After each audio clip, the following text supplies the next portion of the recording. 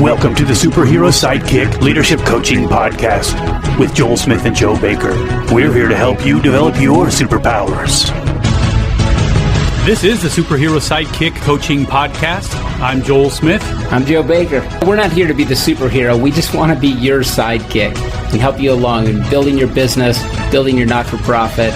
Let's help you grow it fast and really scale. Be sure to check us out on Facebook and visit us at superherosidekick.com. Welcome back to the podcast, everybody. Today we have a special guest. Joe, we have a #1 Billboard recording artist in the virtual studio. I'm pretty sure we've never had one of those, so we may have to ask her to sing for us. So I don't know, we probably have to pay her. We have to pay her a bunch of money if we did that, though. So she's a best-selling author of Kick-Ass Conservative and a friend of Joe's. So we have Joy Vila on the program today. Joe, tell us about how you know her before we bring her on and have her start talking. Yeah, the first time I met Joy, I was just so blown away just by how friendly she was. And there was just this magnetic personality in her where I just said, wow, this is somebody who's going somewhere. Like for me as a branding expert, like I was like, wow, Joy is building a really strong personal brand. And I began to just want to, connect with her. And I actually just really just enjoyed following her and being her friend over the last few years. But very quickly, she began to share her story. And I saw that she has this beautiful pro-life story that at Storks, I was like, wow, we could really kind of promote that and help you develop that. And we were able to kind of work with her on some projects. And I've just loved knowing Joy over the years and seeing her develop her brand and in some ways rebrand herself. And I'm very, very excited about today's podcast.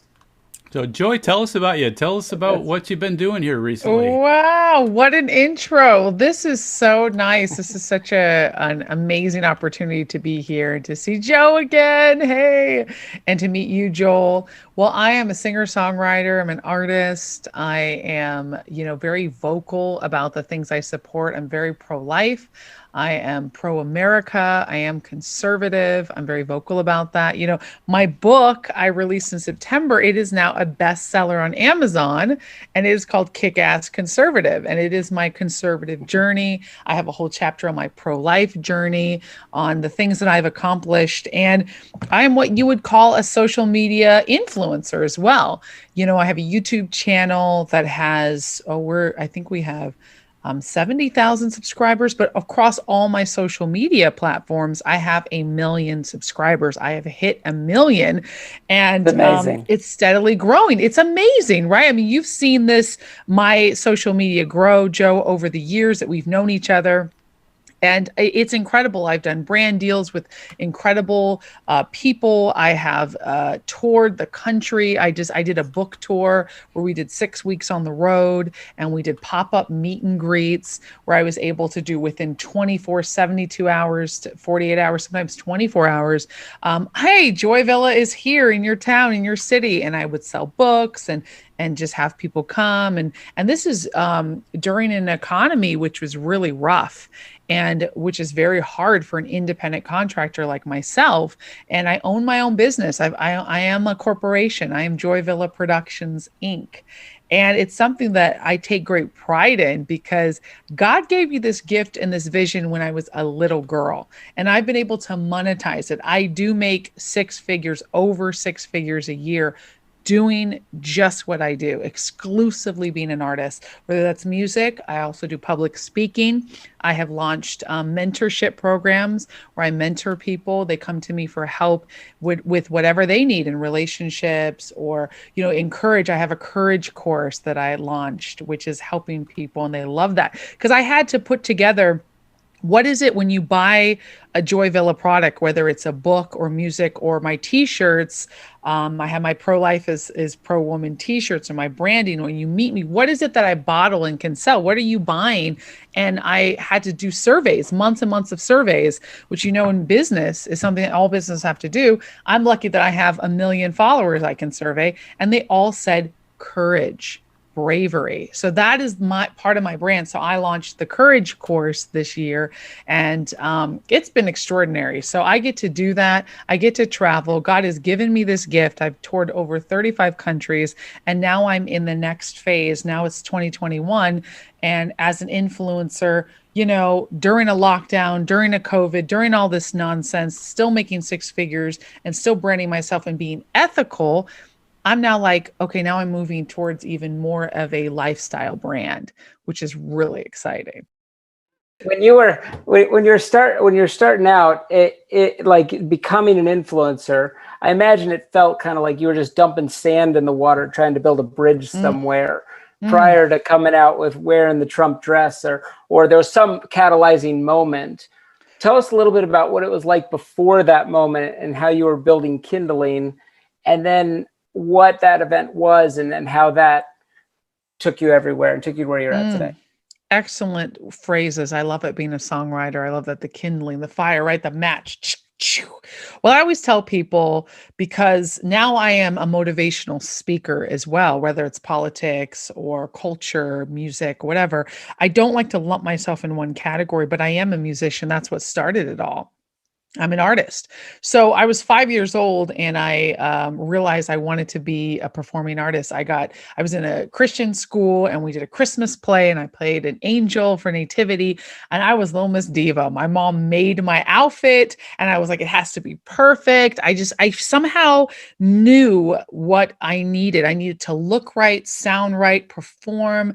You know, it was just in me innately. And my parents, I'm so blessed, recognized that. My dad being a minister, my mom also being an artist, growing up in Southern California, and we would make the trek to Manhattan quite often. So I grew up in theater, doing music, doing art, and I've always known this is what I was born to do. But it wasn't successful. I did a lot of treading water, you know, just treading, doing things, being busy and booking things. And we moved to Los Angeles when I was younger. So I would often be like booking projects, but they weren't fancy. They weren't, you know, they didn't get the fame or the attention that I wanted. And so I did a lot of things for free. I got on social media, you know, as soon as I went from MySpace, you know, I'm 34 years old, so I'm a millennial, you know, and I always say looking 24, got a good skincare regimen, no drinking, no drugs. I get 8 hours of sleep at night, you know. So, but I'm of that technology. Like, I'm a kid who grew up in technology, and I always gravitated towards it. So as soon as social media came about, I was on all of it. But nobody knew who I was, but I pretended as if they did. So I would post and I'd be like, hey guys, today I'm doing, you know, as if I'm talking to a million people, and I'd get like 10 likes, right? And I remember when I got 50 likes, that was a big deal, you know, on Instagram or Facebook. And I would just constantly post, and I have been known as like the queen of selfies. That's a very good marketing tool. It's funny because if you go in through business now, is people always want to impress their community, right? The community would be fellow artists, life coaches, people who are of some status, and they want to impress. You get the photo shoot, you get the fancy outfit, you get the designer tags, you get the perfect location in a castle. And I see influencers do this all the time, artists, business people. That's to impress your community. But your actual clients, your customers, they want a selfie. They want to, hey guys, I'm hanging out at the park, and they want natural. So when I didn't know that I was naturally gravitating towards that, when I did it, I didn't know it was a business tool that is really useful in today's very transparent business world, right? If you want to be an influencer, you got to be transparent. You got to wake up in the morning with no makeup and be like, hey guys, I just woke up. And then, I mean, that's kind of what people are gravitating towards. I've always been that way. Because I said, even though I can do my makeup, I can do my hair, I am a performer, I want to be relatable, and I want to never be that girl that you don't recognize without makeup, right? You don't recognize without the dress and the makeup and the hair and the whole, you know, I want the image there, but I also want people to know that I'm creating the image. I want people to know the man behind the curtain is me. And that's on purpose so that I can help you do it. It just always was something that I like to do. I'm involved behind the scenes as well as in front.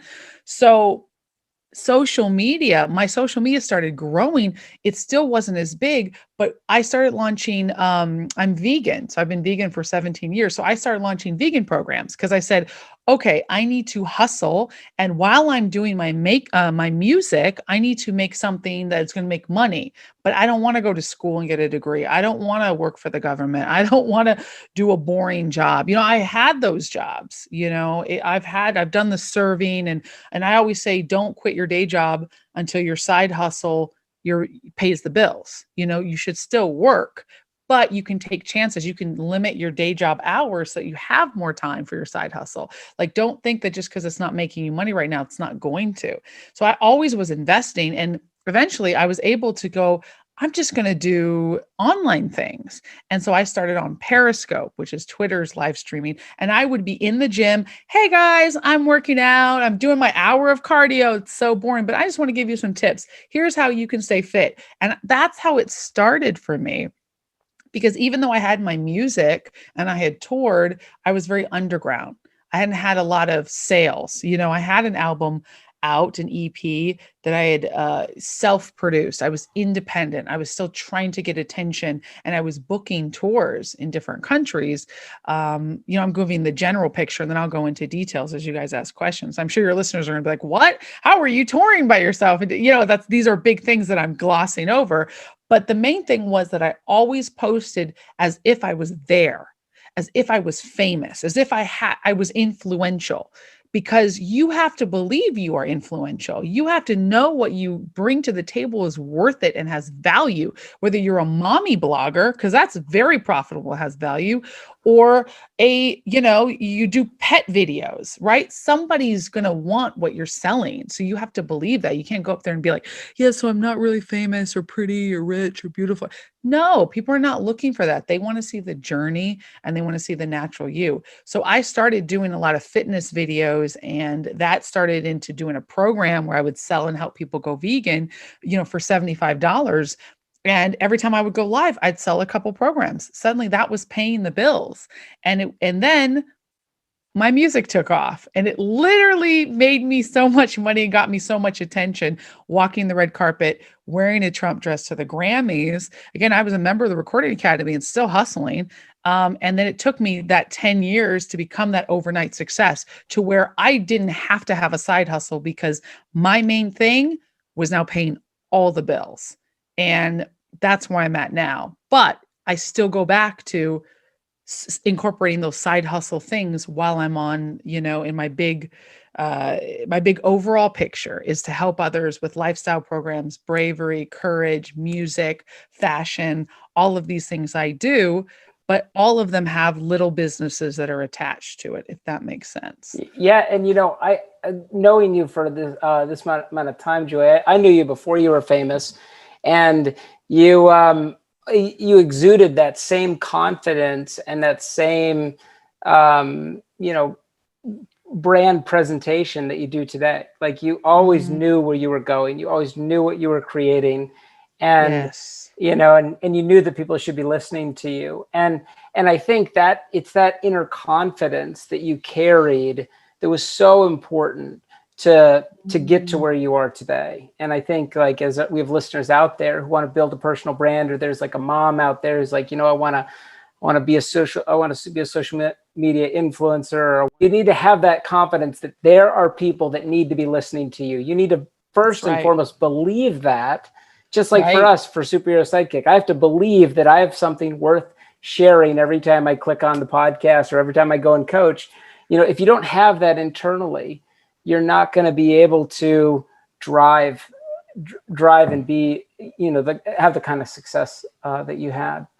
100%. It's sometimes that is the most courageous act possible, is believing yourself when society tells you shouldn't do it, or your peer group tell you shouldn't, your work associates, even it could be your husband or wife or spouse, your family at home, your school, whatever it is. It's usually our own inner voice that then decides to listen to those people outside.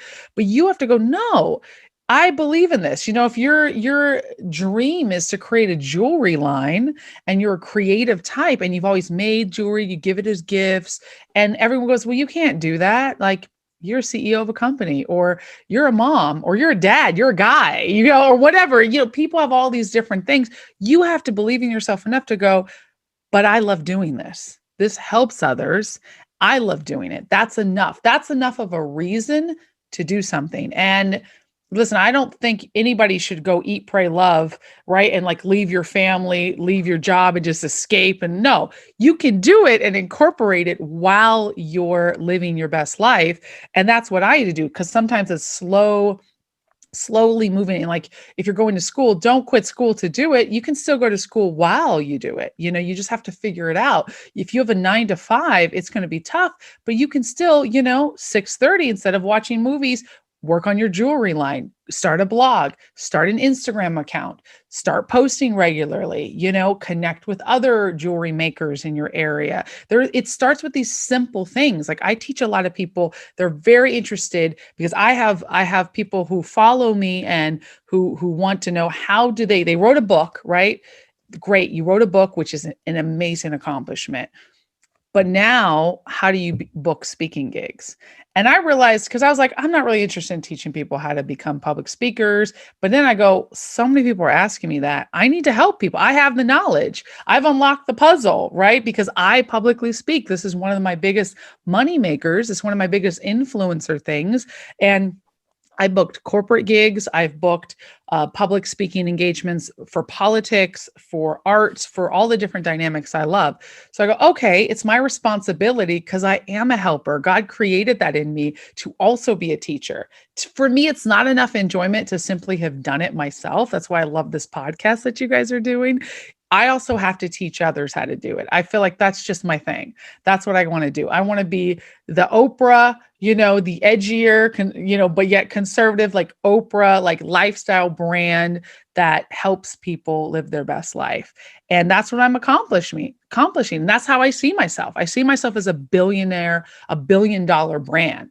Even when I didn't make 6 figures, I saw myself as a $1 billion brand, because I know that I am giving $50 billion worth of advice and help to others. I know that what I do is adding to the world, right? Is accomplishing something great. And I had to know this even on the days where nobody liked my pictures, where nobody was listening to my music, where people were like, who the heck are you?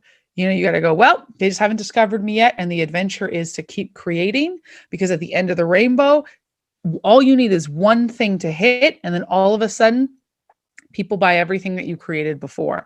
So just because no one bought your first book doesn't mean you shouldn't do a second book.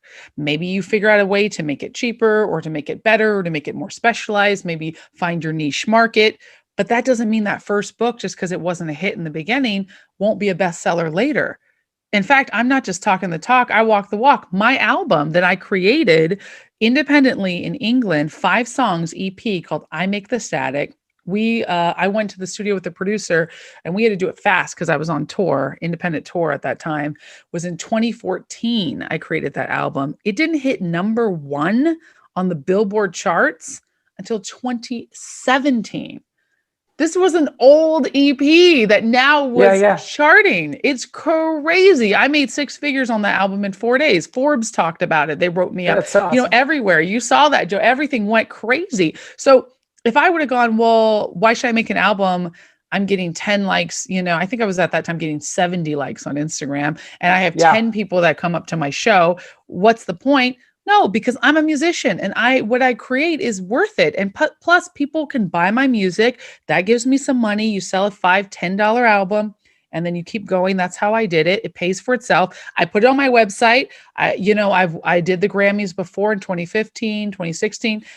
Nobody bought the album. Not really. Very few. I mean, my fans at the show all bought it, but it wasn't a massive online success. But in 2017, boom, it hit the right time. I was at the right place, and I had the right attitude. And most importantly, I had a product already finished, because if I hadn't had that album, what would people have bought? A few singles? I would have left money on the table. I wouldn't have known the far reach. So you got to keep creating products, put it online, because you never know when it's going to hit. I always say it's perennial. It can bloom at different times. Just think of your products as perennial. You're the first person that's ever said, I'm building $1 billion brand, $1 billion personal brand. And I'm the I first hear that, and I'm person? like, I've never heard it. No, what, Joel? Have you ever heard anyone say that they're building $1 billion brand with their Well, own not on name? our podcast for sure. Yeah. I mean, seriously, like that's the most amazing thing. And when I think about that, and in the culture that you're in, and that you're a person of color in the world that we have right now, like think about what other people of color are putting into their brain, what they're thinking, and how that affects what they do and who they are. And it starts with that foundation of that inner confidence and that belief about yourself. Could you share a little bit about that? Because in our culture today, Absolutely. they talk about, like, if you're a person of color, you're like, you like are going to have a hard time getting a job. You're going to have a hard time, maybe the cops are pulling you over just to mistreat you or shoot you. Like what, Right. that's what these young people of color are hearing. That's a totally different mentality than you're saying. Can you share a little bit about that? Absolutely. Well, my mom is both my parents passed away a long time ago, 10 years ago. And my dad's 7, 8 years ago. So I lost my parents, unfortunately, at a young age, which it gave me a lot of self-reliance, but it's very heartbreaking, to know your parents are going to see you dance at your wedding and all these different life achievements. So I carry that with me, though. They gave me such a strong belief in myself. And my mom was of Black heritage, brown skin. She grew up in Detroit. She was born in Reno, Nevada, and raised in Detroit, very tough city in the 70s and 80s. And my dad, Italian and Argentinian. And his parents grew up in California, and they owned a liquor store. And then they met in Hollywood, California in 1977. But they grew up where it was looked weird upon to be in an interracial couple. My mom would get flack for being a Black woman dating, he looked white. He's Italian, but he's Latino and he's Italian. He's very culture centered, but he looks white. He's not her race. And my dad got it as well. Like, what are you doing with that date within your race? Even, in the 70s, not long ago. But my family taught me that, yes, your color is something special about you. You are beautiful. You are mixed race. I always had this thing that, I'm not like other people, and that's okay. You don't look like others. You may not meet someone who looks like you. It doesn't matter. That's just your outside vessel. What matters is inside, how you treat others. God created you for a purpose. So discover that purpose, explore that purpose, be grateful, and know that it's up here. It's not what's out here. So I was always this kind of nerdy, church kid, and I was nerdy with comic books and people would tell me, oh, you're beautiful. You have beautiful skin and your hair. And I get compliments for the way I look. It's not that I never felt it, because my parents at home raised me knowing I was beautiful, but it's that it wasn't my self-worth, if that makes sense. I didn't rely on how I looked. It wasn't until I was like 13, 14, and like boys would be like checking me out, right?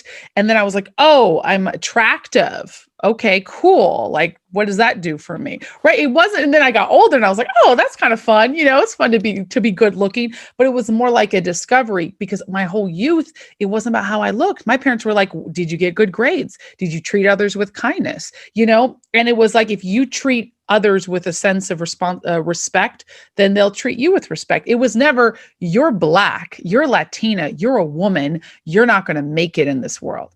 If you raise your kids with that, that is racist. That is harmful. That is disgusting.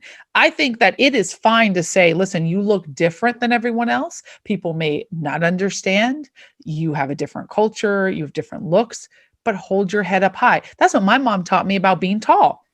I'm 5'10". A lot of people don't know that. You never saw yourself as a victim of any kind. I never, ever saw myself as a victim. If in fact, I looked at other people as victims because I was raised with a mom and a dad that said, I love you and I'm proud of you. And I, through finding out with my peer group, realized they were not. A lot of people were not. They were raised in broken homes. So no matter how hard it got, and it did get hard. My mom dealt with mental illness. My dad had a lot of anger issues. We were homeless for a while. It was very tough, which I talk about. I have a whole chapter in my book where I talk about homelessness, suicidal thoughts, like the depression that I felt. I mean, it wasn't all rosy. I'm not saying fa la la la. No, I dealt with a lot of things. And yes, I dealt with racist, prejudice, ignorant comments from all colors, by the way, especially people of color, because they were like, you're mixed. What are you? Pick a side, and I'm like, what are you talking about? I'm Joy. Hi, nice to meet you. I'm not, this is my color and this is how I have to operate based on that. That's so ignorant and so alien to me because my parents, listen, I got flack from everybody. Okay. I wasn't black enough for the black girls at school. They would make fun of me. I wasn't white enough for the white kids. They thought I was just black and they go, what's up with your hair? Right. The Latinos, because I didn't speak fluid Spanish, they were like, you're not Latin enough. So I didn't care. I had friends of all colors because I looked at them. I looked at the content of their character as we're supposed to judge someone. So I thought other people had it more rough, no matter what. And I never, ever thought, oh, someone's rude to me. It's because of my color or it's because I'm a woman. I can't make it. I was aware of struggles, but if I were to think going into a job or to think, you guys are white men, you're going to get something that I can't get. Society says I don't deserve it. I would be like this through life. I'd be like, oh, well, then I'm not going to go for it. Someone told me only white men can write books and be successful. I would have never been a best-selling author because I would have believed it. Thank God that my parents were smart enough to go, no, you are amazing. They didn't put any parameters on me. They said, you have to treat people with respect, trust God, be kind and do well in life. And they did not let me. My dad was also military. My dad was in the Army. So they didn't let me slide. It was self-discipline rather than victim mentality. And I saw a lot of my peers blame the teachers, the students, their color. I saw that, their race, their upbringing. And then I saw people who had way worse, came from other countries, who were very dark skinned or odd looking compared to their society, right? Maybe had a different religious bringing and they succeeded.